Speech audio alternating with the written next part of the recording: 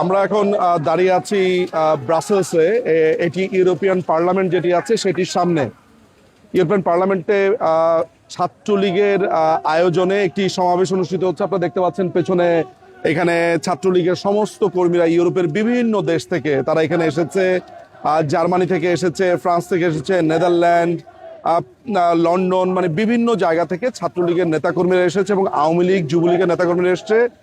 European পার্লামেন্টের সামনে আজকে একটি স্মারকলিপি দেওয়া হবে এবং ইউনূস যেই যত রকমের কুকর্ম করেছে, তার যে হত্যা, খুন, রাহাজানি, ধর্ষণ, বাংলাদেশকে দিকে দিকে মধ্যযুগের দিকে এই যে নিয়ে যাওয়ার যে যাত্রা, সেই সমস্ত কিছু ছবি সহ, প্রমাণ সহ, ডাটা সহ, এভরিথিং। এই যে জেলে হত্যা করছে, জেলের মধ্যে চিকিৎসা না দিয়ে হত্যা করছে, তারপর হচ্ছে যে রাস্তাতে মারছে, বাউলদেরকে হত্যা করছে, পেটাচ্ছে, মারছে। মানে সোজা কথা হচ্ছে যে এই পুরো বাংলাদেশে যে একটা অরাজক পরিস্থিতি তৈরি হয়েছে, সেটি আজকে ছাত্রলীগের নেতৃবৃন্দের মাধ্যমে আজকে যে এই সমাবেশ, সেটির পরপর ইউরোপের পার্লামেন্টের যিনি প্রধান, তাকে সেটি হস্তান্তর করা হবে এবং সারা বিশ্বকে এরই মধ্যে জানিয়ে দেওয়া হচ্ছে যে কি চলছে এই ইউনূসের এই অবৈধ দখলদারি রাজত্বে।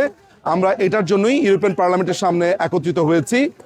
সারা বাংলাদেশে যারা আছেন তারা নিশ্চয়ই এসব ব্যাপারে সোচ্চার হবেন। আমরা পৃথিবীর সবখানে এই ইউনূসের অরাজক পরিস্থিতি তুলে ধরার জন্য যাচ্ছি।